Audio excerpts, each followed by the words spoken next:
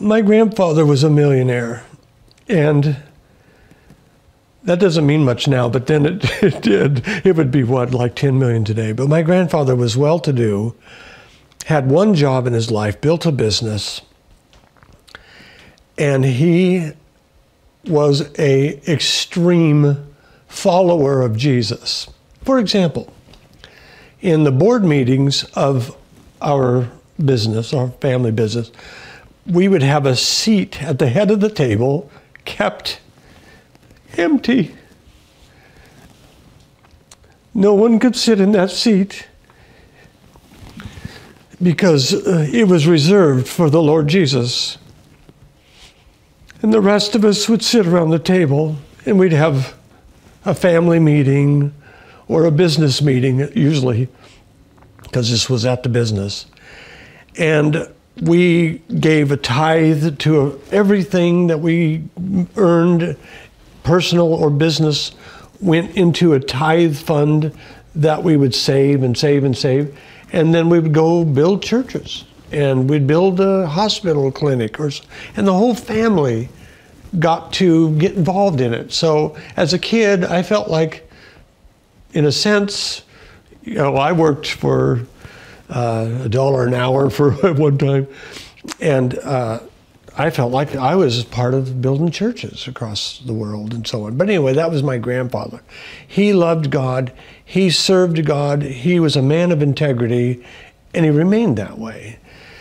And I thought if there's anybody I can trust with this story, it would be him. So I got in my MGB again. That was still mine, and I had a cast all the way on my left leg and my left arm. My left arm I couldn't use. I don't remember if I still had my arm in this sling, which was in a brace, just like this, like it was up and straight, but it was my left side, so I had to stick it out the window. I don't remember if I was doing that at the time I went and saw Grandpa, but I knew that I was in a cast for sure, all the way up, and a crutch.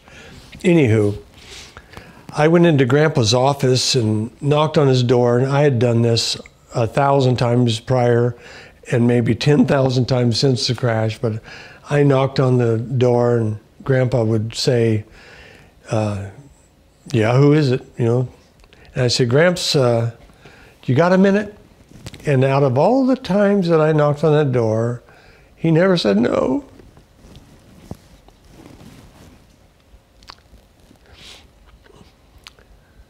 Every time I knocked on Grandpa's door, I always had time.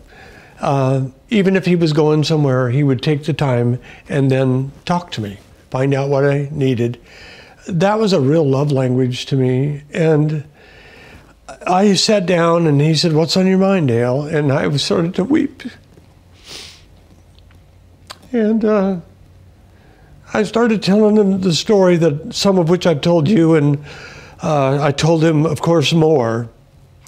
But I got to tell you this, I didn't want to tell him very much. I just wanted to give him a taste of the fact that I believe that I had seen heaven, and I don't even understand why I believe that, but I can give you details if you want to know, and I can tell you specifics if you want to ask. But why me? Why has this happened? And so I started tiptoeing into telling Grandpa about this experience, and he listened like this. Hand at elbow back like that, listened. No emotion, nothing. Still calm, and then, you know, I was not really encouraged to go on. And I could tell that my story was a little bit hard for him to swallow. Remember, this is a solid businessman who's really good with finances and numbers and logic, and my dad's at that same way, if not more. But my grandpa also knew God really well. And so he listened to me, and finally he came and said, "Okay, Dale, let me ask you a question." I said, sure. And he said, "You said that this experience that you're talking about here you said this experience is sacred, right? And I said, oh, it's very sacred. He said, Dale, let me tell you. And then he started to weep, and he took his glasses off and started, messing around with them and pulling his hanky out, what he always did. And he blew his nose, and he said, this might explain why you got healed so much, why your body has recovered so well. And he looked out the window of his, I feel like I'm there right now when we're talking. But he looked out the window and he said, it's all beginning to make sense.